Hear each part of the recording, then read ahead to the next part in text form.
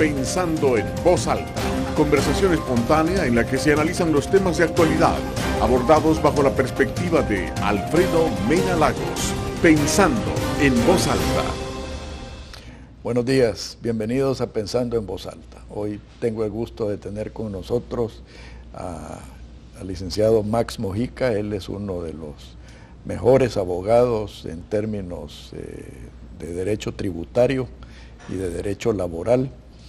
Y vamos a hablar con él de dos temas de mucha actualidad y de mucho riesgo, porque si son mal implementados le van a hacer un grave daño al país. Me refiero a la ley de lavado de dinero y también está el proyecto de retiro voluntario laboral, que tiene mucho más implicaciones de lo que mucha gente realiza. Bienvenido, Max. Gracias, Alfredo. Bueno, buenos días. Como le mencionaba Alfredo, definitivamente pues son dos aspectos de ley que ya están vigentes, es necesario decirlo, ya es aplicable para todos los ciudadanos y obviamente pues para directamente los segmentos que está dirigida la norma. Vamos a hablar ahora de dos normas, de la ley de lavado de dinero y la ley de indemnización por retiro voluntario o por renuncia voluntaria.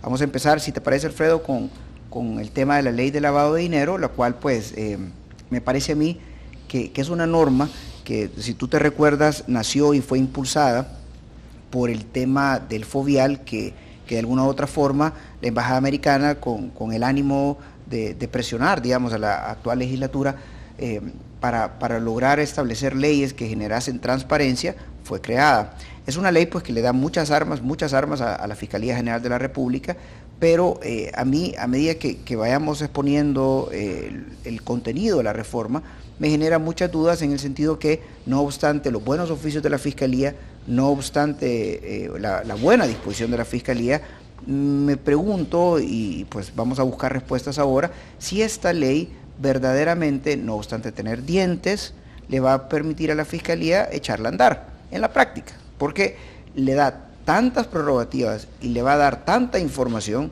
que en un momento determinado, creería yo, que corre el riesgo de simplemente empantanarse. Entremos al punto de qué es la ley de lavado de dinero. Tenemos que ir, por supuesto, al principio, el artículo 1 de la ley, que nos establece que la ley, digamos, tiene el ánimo de prevenir, detectar, sancionar y, por supuesto, erradicar el lavado de dinero. El lavado de dinero como tal, lo debemos de entender de que necesariamente para que se presente, para que se configure el lavado de dinero, tiene que tener un origen ilícito. ¿A qué me refiero? Bueno, pongámoslo en términos coloquiales, en términos normales que todos entendamos. El dinero tiene que venir producto de una actividad ilícita, secuestros, narcotráfico, extorsiones, que es lo que de alguna u otra manera El Salvador vive día con día. Para que se presente, para que se tipifique en un evento específico un lavado de dinero, es que este contribuyente, este empresario, este profesional, este hotel, esta agencia de viajes, realice negocios con una entidad o con un individuo que se dedique a este tipo de actividades ilícitas. Entonces, nosotros nos convertimos en una especie de puente donde entra un dinero sucio y sale limpio por el otro extremo. Cuando nosotros hablamos de la ley de lavado de dinero, Alfredo, en un momento determinado el contribuyente o el televidente me podrá decir, pero yo no me dedico a eso, yo no hago negocios con un narcotraficante o Dios me libre de hacer un negocio con un marero. Pero el problema que tenemos es de que la ley no solo sanciona a quien voluntariamente y a sabiendas hace un negocio con una persona que obviamente esté involucrada en actividades ilícitas. Uno de los problemas que tiene este cuerpo de ley es que sanciona a quienes no estando de acuerdo con el ilícito y no estando de acuerdo con el delincuente, se prestan incluso por desconocimiento. Y ahí es donde, Alfredo, me parece a mí que tu programa va a ser de mucha ayuda para los televidentes, porque tenemos que saber que todos estamos expuestos, porque nosotros tenemos que llegar a conocer quién es nuestro cliente para poder seguir haciendo negocios con el cliente y no exponernos. ¿Qué nos dice la ley? La ley sanciona a quien lava dinero, por supuesto, pero también sanciona al encubridor. ¿Y quién tiene carácter de encubridor?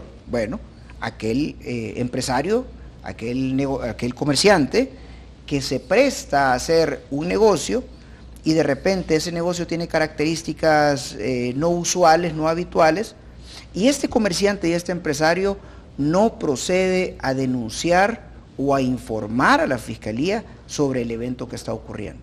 En otras palabras, nosotros muchas veces hemos estado expuestos, yo creo que hablamos aquí profesionales, médicos, comerciantes, vendedores de casas, nos hemos expuesto a situaciones como esta, que de repente los negocios están mal, ¿verdad? Y aparece un comprador de un inmueble interesado en comprarte tu casa, y tu casa tiene 6, 7 meses de no moverse, 1 año de no moverse, tú estás desesperado, y viene esta persona y te dice, mire, yo se lo compro, pero ¿sabe qué? Se lo voy a pagar en efectivo. Entonces, de entrada, el uso de efectivo para operaciones de $100,000, de $150,000, es sospechoso. Ya es sospechoso. Pero ¿qué es lo que sucede? Seamos pragmáticos. De repente viene el vendedor y dice, pero si no se lo vendo a este señor, ¿quién sabe que lo vende en otro año? ¿Verdad? Entonces, ahí nos ponemos nosotros en calidad de encubridores, ¿verdad? Porque probablemente por necesidad, probablemente por conveniencia, probablemente porque los negocios están mal, y quizás el negocio del semestre o del año, venimos nosotros y aceptamos hacer negocios que a todas luces tienen ciertas características de irregularidad.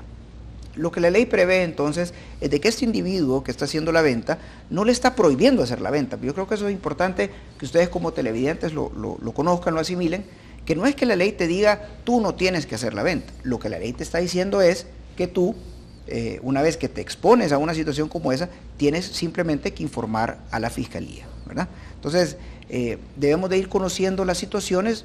¿Por qué las tenemos que conocer? Porque en un momento determinado podemos caer en calidad de encubridores, y si caemos en esa calidad podemos llegar a ser penados hasta por 4 años de prisión. Veamos la situación. Dentro del encubrimiento también se da la situación de que podemos ser encubridores hasta por negligencia o ignorancia inexcusable. Voy a explicar un poco estos términos, porque de repente suenan legales e incluso hasta peyorativos, porque cuando alguien te dice, tú sos un ignorante, pues obviamente es un insulto.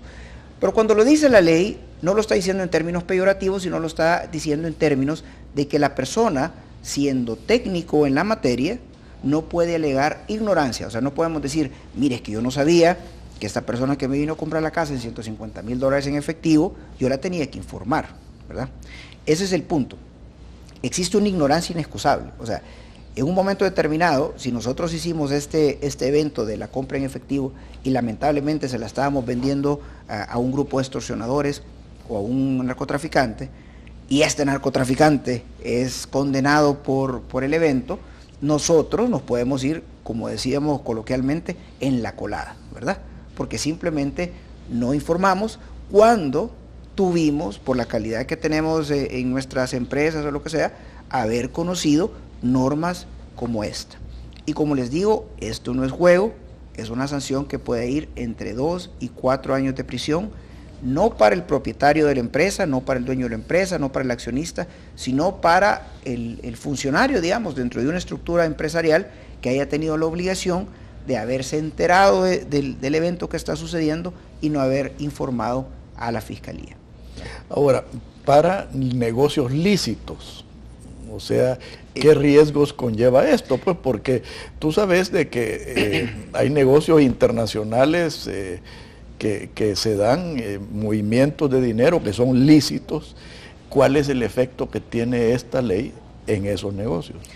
Sí, mira, aquí hay un tema, Alfredo. El punto es este.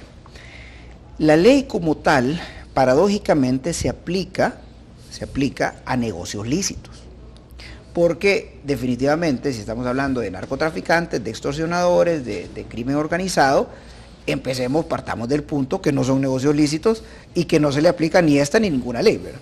Entonces, ¿a quién se le aplica? Se le aplica al televidente y a nosotros, ¿verdad? Porque nosotros, que sí estamos dentro de la licitud, a nosotros sí nos aplica este tipo de cuerpos legales. Entonces, ¿qué es lo que significa? Aquí tampoco tenemos que entrar en una especie de paranoia. ¿Por qué? porque no todo movimiento de dinero implica ser un lavado de dinero. Para que sea lavado de dinero, lo dije al principio de la exposición, necesariamente tiene que venir del crimen organizado. En otras palabras, el dinero tiene que tener una fuente ilícita. Me gustaría compartir con ustedes la primera lámina que les traigo. Si ustedes la ven ahorita en su televisor, nos vamos a dar cuenta de que viene el crimen organizado, realiza operaciones fraudulentas con una empresa que opera legalmente. Ahí es donde entra el lavado de dinero. Necesitamos necesariamente tener una empresa que está operando dentro de la licitud, que pague impuestos, que declare, que tenga sus balances, que tenga auditor, que esté registrada en el registro de comercio, porque si no, no tiene sentido. El dinero siempre se mantendría dentro de la oscuridad, dentro de la ilicitud.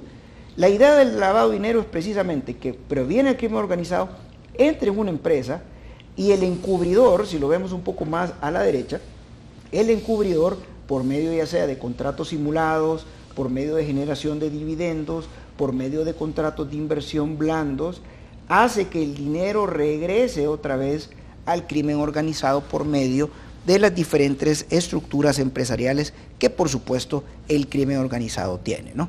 Entonces, si lo vemos en blanco y negro es lo siguiente: el lavado de dinero, para que se tipifique, tiene que venir del ilícito. Si nosotros tenemos un grupo de empresas que obviamente pues en el mundo empresarial se conoce como empresas relacionadas, que puedan estar en Centroamérica, que pueden estar en China, que pueden estar en Estados Unidos, y hacemos circulaciones de dinero, ya sea por medio de inversiones o con destinos lícitos, ahí simplemente lo que nosotros tenemos que hacer es informar a la Fiscalía y no pasa a más. Es decir, no hay absolutamente ninguna consecuencia. Ahí es donde paradójicamente las cosas se empiezan a poner complicadas para la Fiscalía. ¿Por qué?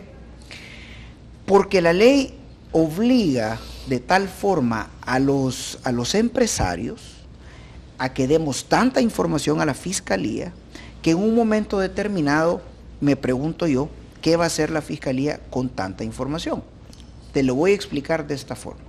Nosotros tenemos que informar operaciones arriba de $10,000 en efectivo y arriba de $25,000 en cualquier moneda, en cualquier sistema de transacción, ya sea cheque, transferencia bancaria, lo que sea.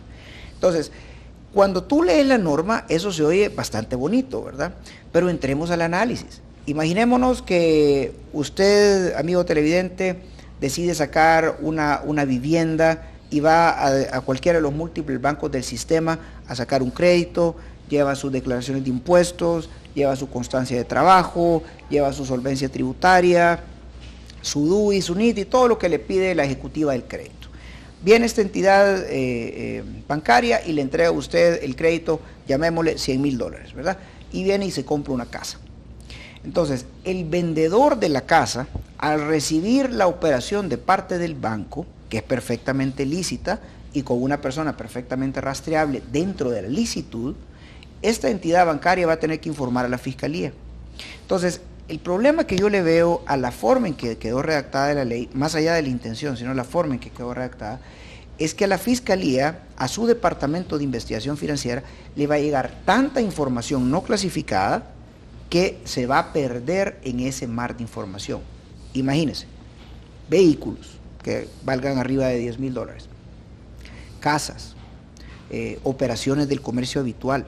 Entonces, a la Fiscalía le va a dar tanta información que cuando no es clasificada, simplemente no va a saber para dónde agarrar. Y quiero hacerte esta reflexión. Por ejemplo, cuando tú estás en una empresa que tienes 300 empleados, obviamente tienes que tener un control moderado sobre esos 300 empleados. ¿Qué sucede si viene el Departamento de Recursos Humanos y te está dando un reporte semanal de los 300 empleados? Va a ser un mamotreto de este tamaño que le va a llegar al presidente de la compañía. Lo más probable es que medio lo ojee y lo deje ahí. Diferente es de que la de Recursos Humanos, en unión con el auditor interno, digan, miren, la cajera de tal sucursal le hemos detectado que está teniendo movimientos sospechosos, ¿verdad? Entonces, el presidente de la compañía ya le puede poner el ojo, porque hay un informe puntual de una sospecha válida, ¿verdad? Pero si estamos dando información no filtrada, entonces el problema que se da es que la Fiscalía, con los pocos recursos que tiene, en un momento determinado no va a poder darle un seguimiento adecuado a todo este caudal, este mar de información, ¿verdad? Eso es uno de los problemas que nosotros, como analistas legales, no solo por supuesto de mi parte, sino de los diferentes analistas que hay en El Salvador, señalaron en el principio. Es bueno dar información, es bueno de que las personas informen: yo hice un negocio con este señor y me pareció sospechoso, y mando la información a la Fiscalía. Pero si tenemos que informar todos los negocios que hacemos, en esos 2 millones de correos electrónicos o información que va a llegar mensualmente a la unidad, dudo mucho que se pueda convertir y generar esto algún tipo de eficacia, ¿no? En el próximo segmento, Max, me gustaría ver las implicaciones tributarias en esto. Correcto. Porque toda esa información, primero, puede ser utilizada, mal utilizada. Sí, bueno, es un tema, Alfredo, que se resume así. Frente a esta ley, usted, contribuyente, usted, televidente, está total y absolutamente expuesto. O sea, ya no tenemos secretos frente al Estado. O sea, la unidad de la Fiscalía, hay un artículo específico que lo menciona, tiene todo el derecho, tiene toda la potestad para pedir todos sus registros, ya sea los registros personales, refiérase contabilidades personales, declaraciones personales, como los registros públicos. Todo lo que usted le hace llegar al Estado, declaraciones tributarias, registro de bienes, ¿verdad? Entonces, en un momento determinado, nosotros, Alfredo y televidentes, tenemos que saber que estamos totalmente expuestos al Estado y no tenemos ya ningún, digamos, derecho de secrecidad de nuestra vida privada. Ahora, en base a estas normas, ellos tienen derecho a pedirnos lo que quieran y tenemos la obligación de dar lo que nos pidan. Bueno, en el próximo segmento vamos a hablar de esos riesgos precisamente. Por favor, no nos cambie, ya volvemos.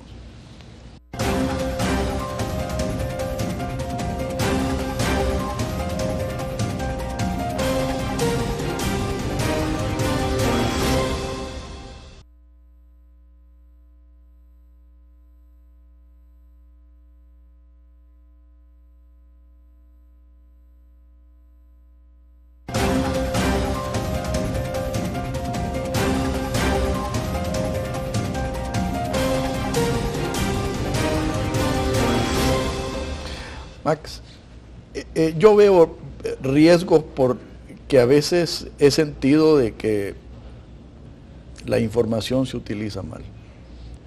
Aquí el secreto bancario se ha vulnerado por razones políticas o por razones personales. Lo mismo diría yo con la discrecionalidad que demanda cualquier esquema tributario. Y nosotros no sabemos qué es lo que está detrás de esas entidades.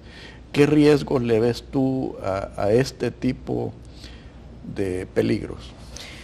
Sí, Alfredo, mira, el punto acá es el siguiente. Nosotros en El Salvador tenemos que aceptar y asimilar de que este tipo de situaciones que se está dando, digamos, específicamente con la ley de lavado de dinero y la apertura de toda la información personal de los ciudadanos, es una corriente mundial que es definitivamente, digamos, indetenible. Es algo que El Salvador se ha insertado como parte de la globalización, exigencia muchas veces de gobiernos internacionales, de organismos internacionales, precisamente porque el terror, y lo acabamos de vivir en Francia, el terror se ha globalizado, ¿verdad? Entonces, todos estamos con una necesidad de ser transparentes frente al Estado.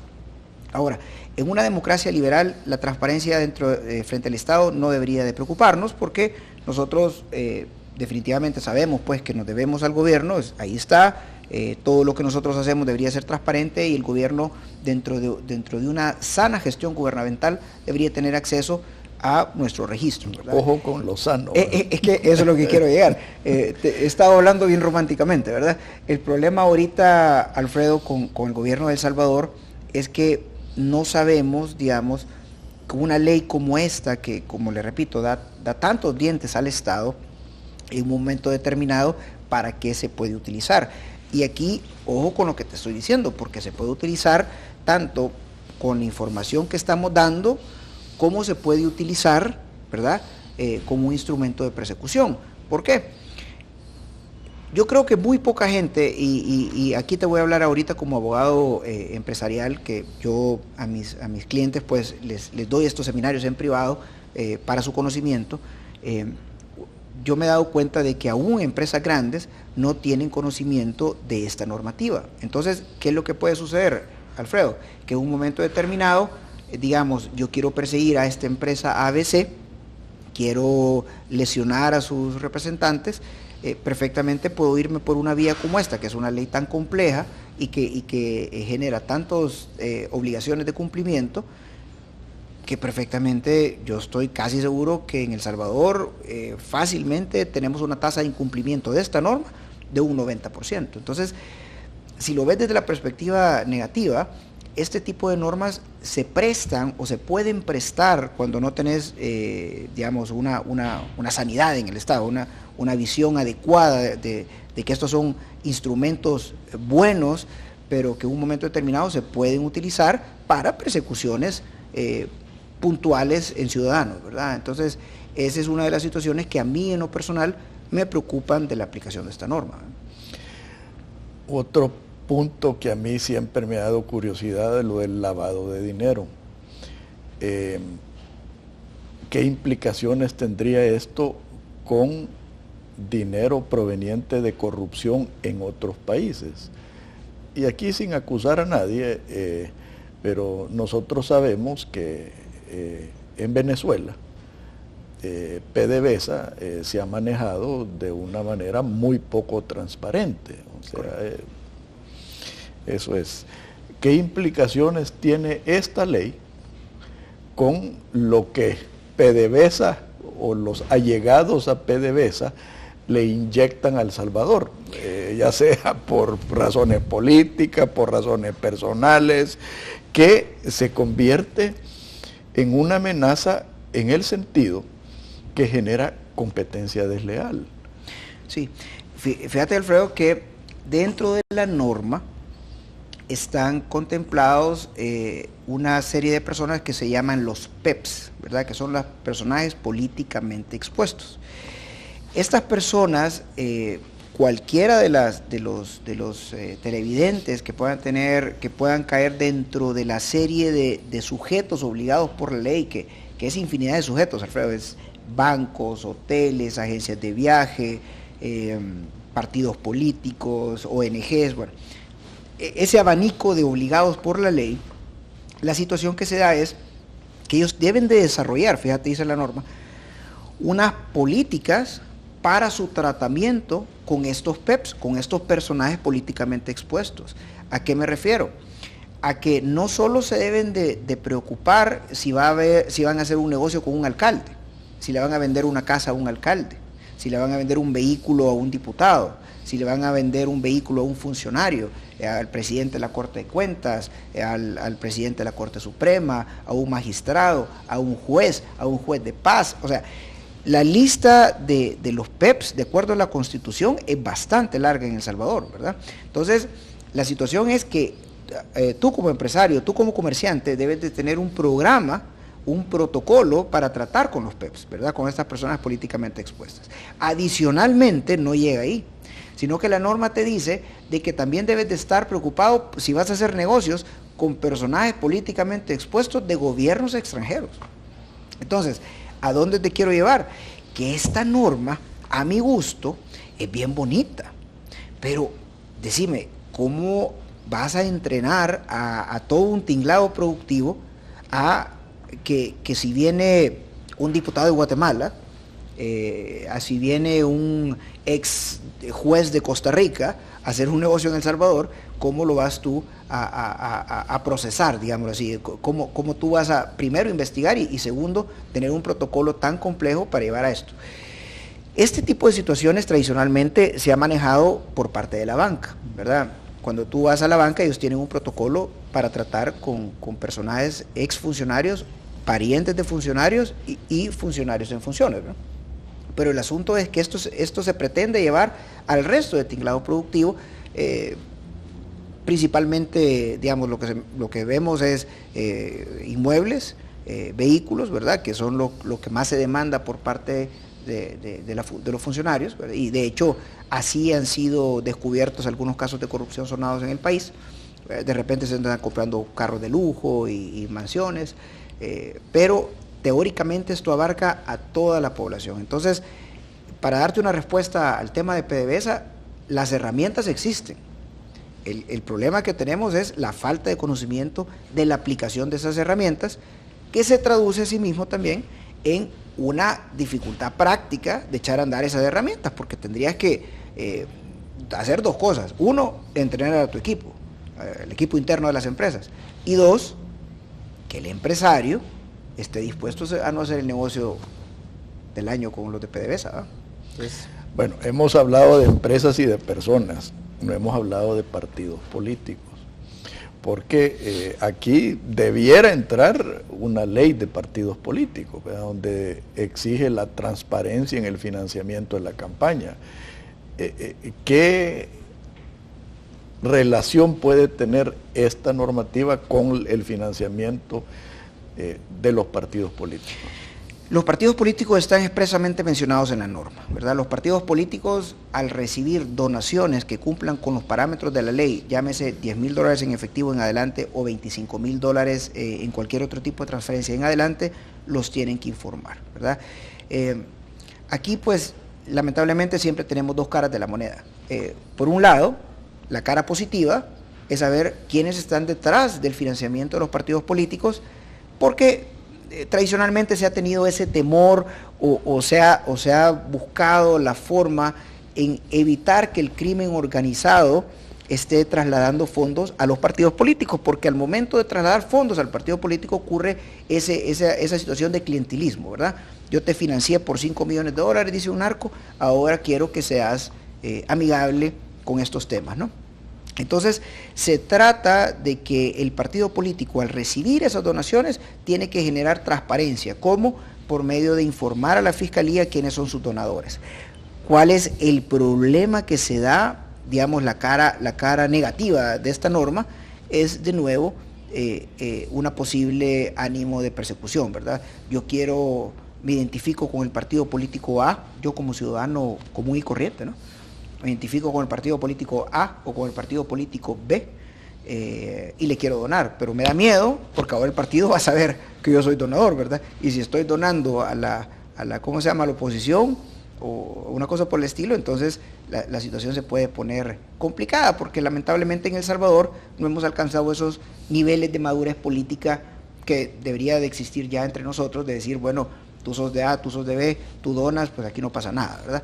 Pero el asunto es que como esa información va a ser pública o potencialmente puede llegar a manos equivocadas, espero que no genere eso algún tema de temor de continuar con estas donaciones, ¿verdad? Vamos a tiempos. Entiendo que hay una contradicción entre que esto tiene un periodo de prescripción de 5 años y te obligan a guardar registros de 15 años. O sea, eso es como contradictorio. Sí, vamos a una lámina donde aparece, no sé si la pueden buscar ahorita, pero aparece los plazos, donde aparecen los plazos que establece la ley. El problema es que se modificó una parte de la norma, lo estoy buscando ahorita, el artículo específico. Sí, el artículo 10 contra el artículo 12, es correcto. Entonces, el artículo 10 menciona de que los sujetos de aplicación de la norma, ¿verdad?, deben de guardar sus registros por 5 años, mientras el artículo 12 habla de que los tienen que guardar por 15 años. El problema aquí es que se modificó el artículo 12, Alfredo, y se les olvidó a los padres de la patria que existía el artículo 10. Entonces tenemos dos normas que establecen plazos para conservar la documentación en caso de que la Fiscalía lo requiera, diferentes. Una más benigna, que habla de 5 años, y otra más cargante para el contribuyente, que habla de 15 años. Entonces, en ese sentido, ¿qué hacemos? Pues tenemos que seguirlo por lo que es la doctrina jurídica. Lo que nos dice es que la norma más nueva modifica tácitamente a la norma anterior. Entonces, en ese sentido, pues tendríamos nosotros que saber que el artículo 12, que habla de que tenemos que conservar los documentos por 15 años, es el que tenemos que cumplir. Pero viene esa pregunta. De nuevo, cuando nosotros leemos un artículo como este, 15 años guardar los documentos, se oye bien fácil, se oye bien, ¿y cuál es el problema, verdad? Pero imaginemos ahora que somos una empresa que tiene 25 sucursales y vamos a tener que tener esos registros contables por 15 años. Físicamente. ¿Te imaginas el costo, Alfredo? Sí. Entonces, o sea, uno de los puntos que muchas veces los técnicos legales criticamos a la Asamblea Legislativa es que existe una especie de divorcio entre la situación práctica y pues el texto de la ley, porque el texto de la ley puede decir lo que quiera.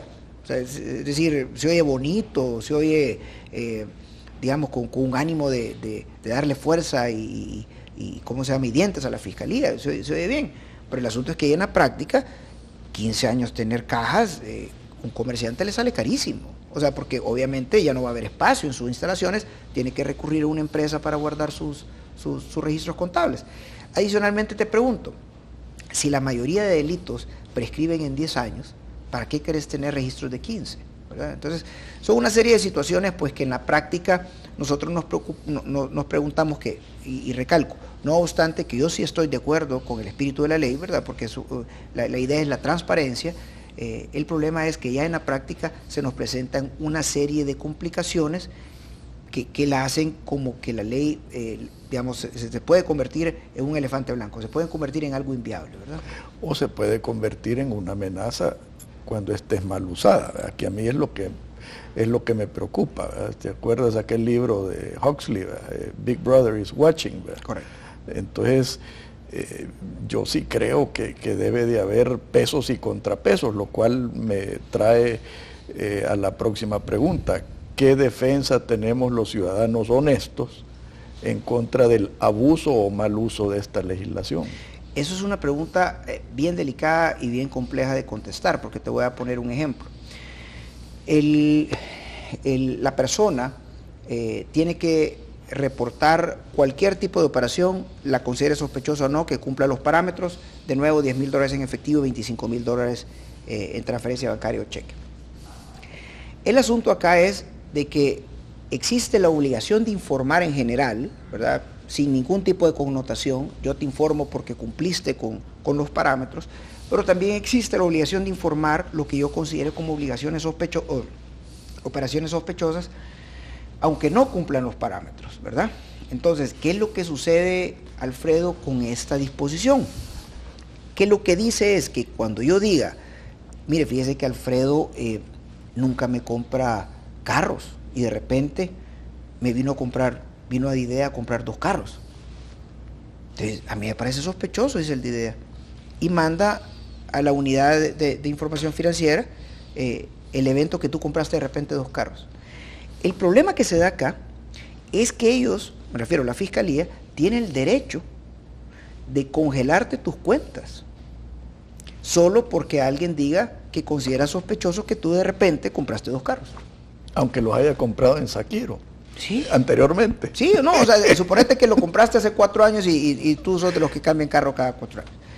Pero como la norma dice que se considera una operación sospechosa, eventos no habituales, entonces comprar 2 carros no es que haces todos los días. Pues. Entonces yo llego, compré 2 carros hoy, podría ser que dentro del contexto de la ley, el operador de Didea diga, no, si esto me parece sospechoso, y vengo y lo informo, ¿verdad? Entonces la fiscalía puede congelar tus cuentas, pero ahí es donde entramos a temas de defensa. La fiscalía congela tus cuentas, sí, lo dice la ley, pero no dice cuál es el mecanismo para descongelar la cuenta. O sea, me congeló las cuentas, ¿vale? ¿Cuánto tiempo? Mientras dura la investigación, ¿cuánto dura la investigación? ¿Cuál es la norma que debemos de respetar? Mire, si en 2 semanas la cosa aquí se aclaró, descongelo la cuenta. O el silencio administrativo. El silencio administrativo. Entonces, el asunto es que ahí es donde entramos a los vacíos complicados de la norma, ¿verdad? Que la norma le da dientes a la fiscalía, pero al inocente, digamos, a la persona que de repente, bueno, lo informaron porque hizo algo que se considera en un momento determinado inusual, ¿verdad? Pero no existe un proceso para que esta persona pueda recuperar lo que se le congeló, pues, ¿verdad? Bueno, en el próximo segmento, Max, quiero que entremos en otro, para mí, otro de los grandes riesgos que estamos corriendo como país, y es la presentación de la ley por retiro voluntario, beneficios laborales. Okay. Creo que esto mal usado, mal conceptualizado, le va a hacer mucho daño al país y va a ahuyentar la inversión. Por favor, no nos cambie, ya volvemos.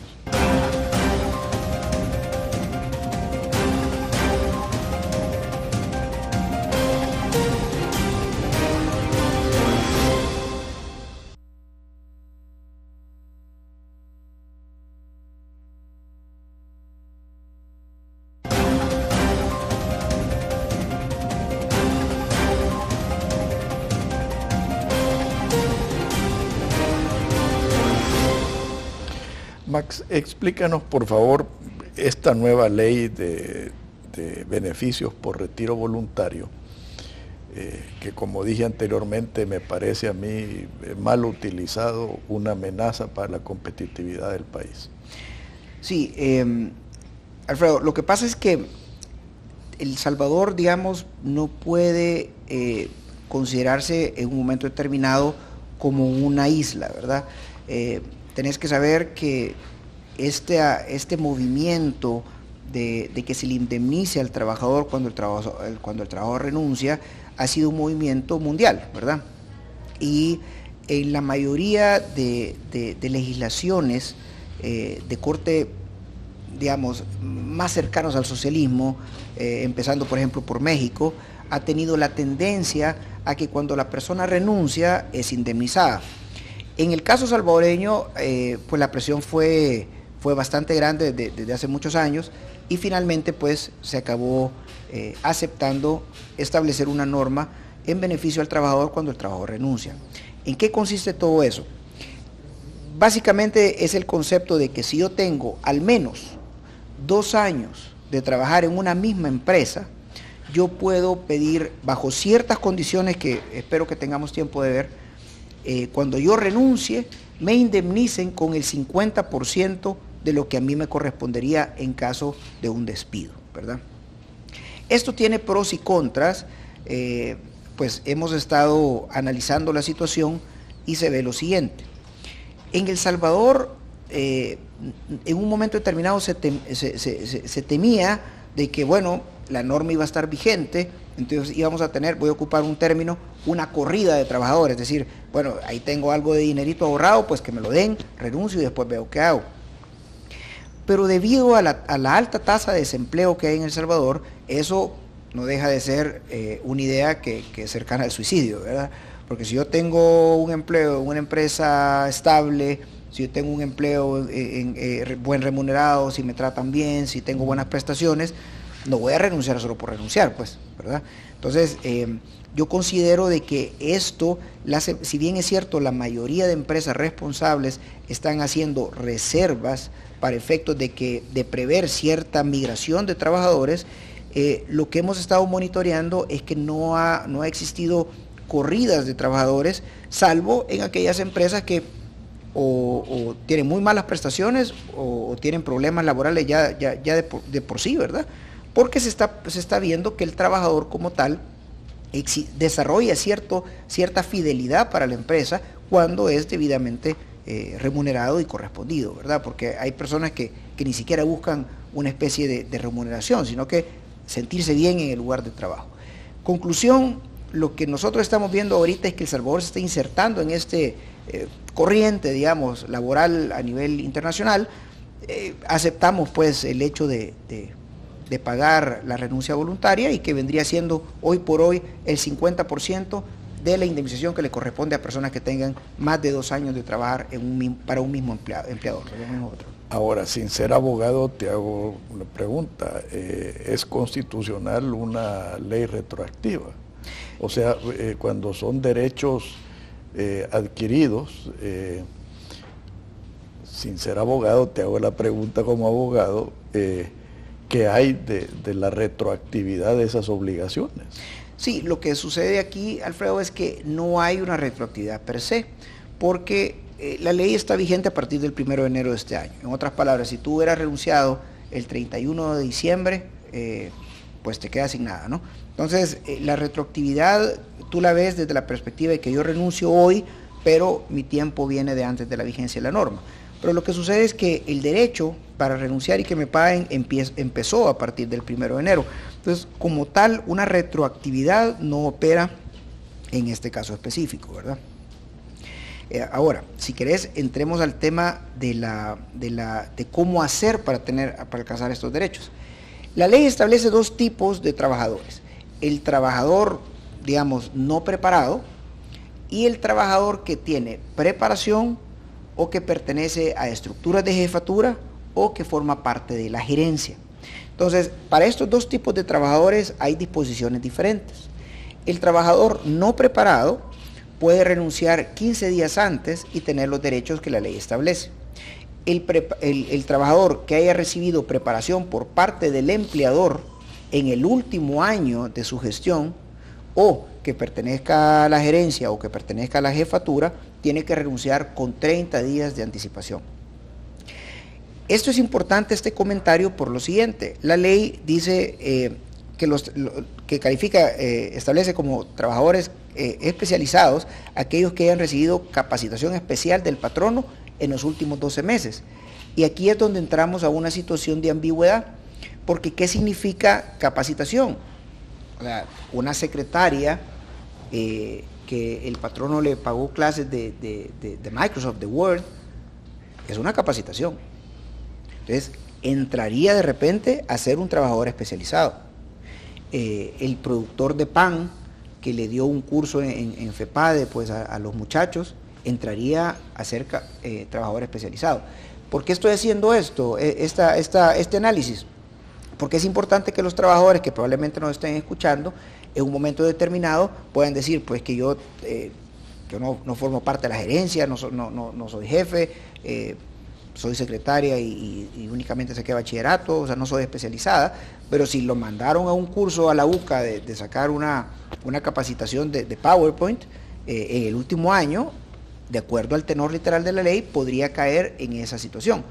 Y es importante que ustedes lo conozcan porque si la ley dice que tienen que renunciar a los 30 días y de repente renuncian a los 16 días, como que se exponen a perder todo su derecho, ¿verdad? Entonces hay una serie de situaciones que la ley da y que el empleado debe de ir conociendo poco a poco, ¿verdad? Una de ellas es de que tenemos que avisar. El aviso no sustituye a la renuncia. Los dos, en todo caso, se pueden presentar de forma simultánea. El trabajador tiene que avisar, ya sea 15 días antes cuando no es especializado o 30 días antes cuando sí es especializado, de que se va a ir del empleo. ¿Por qué tiene que avisar? Porque la ley prevé de que el trabajador obviamente es necesario para la empresa, entonces el patrono debe de buscar un reemplazo y si es posible de que este reemplazo, la persona que esté renunciando entrene a reemplazo, ¿verdad? Entonces, por eso se dan los 30 días para un gerente o un jefe, que probablemente sea más difícil buscar dentro de un currículum, para que estas personas tengan suficiente tiempo para entrar a la empresa y entrar, digamos, con cierto nivel de capacitación previa, ¿no? Ahora, ¿qué efecto puede tener esto sobre el clima de inversión? Porque, yo conozco el tema en Estados Unidos, claro, allá hay un seguro de desempleo. ¿Qué podría ser mejor para este país? ¿O esta situación que tenemos o una situación como la de los países desarrollados? Sí, lo que pasa, Alfredo, tu pregunta es más compleja de lo que la ley prevé. ¿Y por qué? Porque el clima de inversión en El Salvador está bastante desmejorado. Y aquí tal vez vendría siendo como que este es parte de las situaciones que no hacen atractivo a El Salvador. Ahora, que no va a haber una inversión por la ley es algo que yo pondría en duda esa afirmación. Pero es un elemento de considerarse. Que la ley forme parte de una serie de elementos que se han venido dando desde hace ya 6, 7 años en El Salvador para estar desmejorando el ánimo de inversión, pues yo creo que eso es algo que sí vale la pena analizar desde la perspectiva estratégica. ¿En qué sentido? Era el momento para tirar, para aprobar una ley como esta. ¿Por qué mejor no, digamos, aprobar una ley como esta, unida con otra serie de leyes que mejoren el clima de inversión en El Salvador como para lograr algún tipo de equilibrio, ¿no? Uno de los problemas es que muchas veces hacemos cosas buenas que a la larga no se explotan en la cara, como decían las abuelitas, por persinarse uno se acaba arañando, ¿no? Entonces, esta ley per se no es mala, pero el asunto es que si lo unimos a la delincuencia, si lo unimos a cómo están destruidas las calles, si lo unimos a un aumento de impuestos, si lo unimos a nuevos impuestos como es el impuesto al cheque, si lo unimos a nuevos impuestos como es el impuesto al 1% mínimo del pago sobre el impuesto sobre la renta, si lo unimos a esa serie de situaciones que conforman nuestro El Salvador, en un momento determinado, un inversionista perfectamente puede preferir ir a invertir a Vietnam, porque acuérdate que el dinero no tiene fronteras, ¿verdad? Puede ir a invertir a Vietnam, puede ir a invertir a Nicaragua, como está ocurriendo, puede ir a invertir a Honduras, como está ocurriendo, y no a El Salvador. Me pueden decir, no, lo que pasa es que no nos comparemos peras con peras y manzanas con manzanas. Vietnam es totalmente otra historia. Pero ¿por qué no nos comparamos con alguien bastante similar a nosotros, que es Honduras? Ni siquiera escojo a Nicaragua, porque sabemos que Nicaragua ahorita ha mejorado mucho en su clima de seguridad ciudadana, ¿verdad? O sea, en Nicaragua el tema de la violencia urbana es bastante manejado, bien manejado por el Estado. Ahora veamos el tema de Honduras. Honduras tiene una tasa de homicidios bastante parecida a El Salvador, un clima de inseguridad bastante parecido a El Salvador, pero Honduras creció 3.8% en el 2014, mientras nosotros crecimos 1.7%, con cifras que yo no sé si no están un poquitito maquilladas, o sea que hasta pudimos haber crecido menos. Entonces, ¿por qué en un país que tiene el mismo nivel de violencia social crece más allá y crecemos menos acá? Yo creo que algo mal estamos haciendo, ¿verdad? Y yo creo que es bien importante, Alfredo, que estos programas de opinión, que obviamente, pues probablemente, con suerte, esté algún funcionario viéndolo, o parientes de funcionarios, o empleados. Que no te quepa la menor duda. Bueno, pero damos saludos. Entonces el tema es de que ya tenemos que dejarnos de ver como antagónicos y como enemigos, Alfredo. ¿Qué quieres tú y qué quiero yo? El progreso de este país. ¿Qué quieren los funcionarios? El progreso del país. O sea, yo creo que todos estamos viendo para el mismo lado, simplemente que venimos con esa tara de considerarnos enemigos. Si alguien te dice que algo está mal, pues yo creo que vale la pena poner las barbas en remojo, hacer un análisis sereno y moderado y decir, bueno, corrijamos el rumbo en donde tiene que ser corregido, ¿verdad? Porque todos queremos sacar adelante el país, ¿no? Ahora, vamos al esquema micro. Vemos que la mayoría de pequeñas y medianas, y me imagino que habrá unas cuantas grandes empresas, están descapitalizados. Enfrentan amenazas de pobres mercados, enfrentan amenazas de extorsión, enfrentan amenazas de encarecimiento de materias primas. Entonces, uno de empresario, cuando ve este tipo de medidas, uno pospone decisiones de inversión. Antes de aumentar puestos de trabajo, uno lo piensa 2 y 3 veces. Entonces, esto a mí lo que me preocupa, Max, y creo que tú lo acabas de decir en términos macro, en términos nacionales, que esto se puede convertir en un círculo vicioso que va a disminuir aún más el crecimiento económico de El Salvador. Fíjate que es incluso, Alfredo, me atrevería a decir que el análisis que acabas de exponer va incluso un poco más allá, porque veamos el tema. Todo este tipo de normas que le dan una carga administrativa al empleador, que le dan una carga administrativa a las empresas, desincentivan la inversión. O sea, eso es correcto, y es en términos generales. También se puede hablar lo mismo acerca de los impuestos. Entre más carga tributaria en un país, menos inversión hay en ese país, porque es prácticamente de una forma directamente proporcional, ¿verdad? El empresario, el industrial, el inversor estratégico, prefiere irse a un país donde paga menos impuestos, y aquí en El Salvador pareciese que estuviéramos con el nivel de educación de la India o con el nivel de educación de Finlandia. Aquí en El Salvador nuestra educación es bastante pobre, o sea, me refiero, tú vienes y tratas de levantar una estructura como, llamémosle un call center, que quieren tener muchachos que hablan inglés, se las ven a palitos para que donde hablan inglés, ¿me entiendes? O sea, es decir, de sacar esa estructura de gente, ese capital humano, nosotros carecemos de ese capital humano. Entonces, cuando unimos a El Salvador todas las carencias que tiene y encima le metemos estas leyes, desincentivamos la inversión. Hasta ahí estamos claros. Pero también se da otro fenómeno, Alfredo, que es el divorcio, que es esa separación cada vez más grande entre empresas formales y las empresas informales. Te lo explico de esta forma. Hay muchas empresas formales que se la está viendo a palitos para competir en el mercado lícito. ¿Por qué? Porque tienen que pagar indemnizaciones laborales, porque tienen que pagar seguridad social, porque tienen que pagar AFP, porque tienen que pagar 1% mínimo el impuesto sobre la renta, porque tienen que pagar el impuesto a los cheques, porque tienen que pagar seguridad, porque si no lo roban todo, porque bueno, una serie de cosas, ¿no? Entonces, estas empresas formales, voy a ocupar un término, están en peligro de extinción. ¿Qué hacen este tipo de normas? Normas que vienen a beneficiar a un sector determinado, a los trabajadores. Lo que hacen es que obligan al patrono a mejor a moverse a la informalidad. Si es que la informalidad ahí no pagan nada. Ahí no te dan seguridad social, no te dan AFP, y si te renuncian, nos vemos. Y si no, demandame, ¿y de dónde?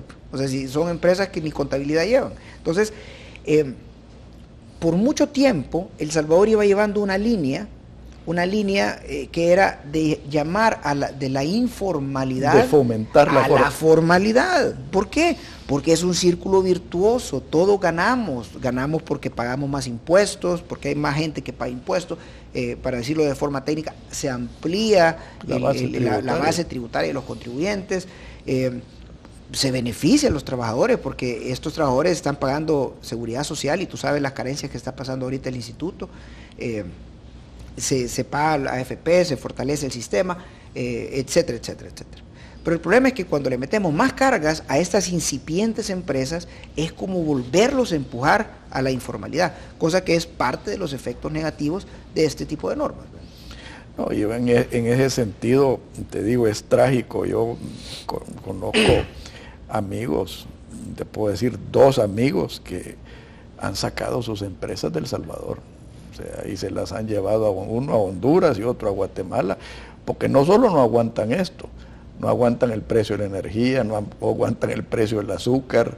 El Salvador se está volviendo no competitivo a pasos agigantados, y como que la clase política, inclusive viendo las ofertas electorales que están habiendo, no solo ignora esto, sino que aparentemente no le importa que esto esté sucediendo.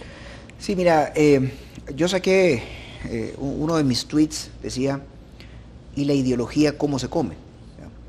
O sea, era la ideología, Alfredo, no te la comes hervida, no te la comes frita, no te la comes en sopa. O sea, lo que El Salvador necesita ya no es ideólogos, ya no es políticos. Ahora lo que necesitamos son personas pragmáticas. Y si no, miremos el ejemplo de China comunista. O sea, los chinos han abrazado con entusiasmo al capitalismo, independientemente de que la nomenclatura siga intacta, independientemente de que no hay libertad de expresión y una serie de situaciones que viven en China, pero ellos han sido pragmáticos. O sea, y han logrado sacar en relativamente 3-4 décadas a millones de personas de la pobreza.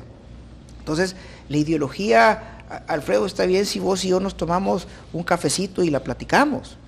Está bien para sobremesa, está bien para que en algún momento determinado tú te pongas una camisa de un color específico. Pero todos somos salvadoreños y todos queremos sacar adelante este país. Gracias. Entonces, en un momento determinado, tal vez esto sea un llamado para los políticos que pensemos pragmáticamente, pues. O sea, tú te puedes simpatizar el Che y te puedes todavía poner una camisa del Che los fines de semana. pero yo creo que al país eso ya le sale sobrando, pues lo que queremos es sacar adelante a todos y sobre todo por el futuro de nuestros hijos, ¿verdad? Bueno, y tal vez quepa aquí contar esa anécdota que cuando le reclamaron a un líder chino el que por qué se estaba plegando al capitalismo, él le contestó, mire, a mí no me importa de qué color sea el gato, me conformo con que atrape los ratones. Así que yo creo que ese pedido a la decencia y a la razón, creo que no está de más, Max. Yo creo que gente como tú aplica y aporta a ese razonamiento que este país tanto necesita. Muchas gracias. Gracias. Que Dios los bendiga a todos. Muy buenos días. Esto fue Pensando en Voz Alta, conversación espontánea en la que se analizan los temas de actualidad, abordados bajo la perspectiva de Alfredo Mena Lagos. Pensando en Voz Alta.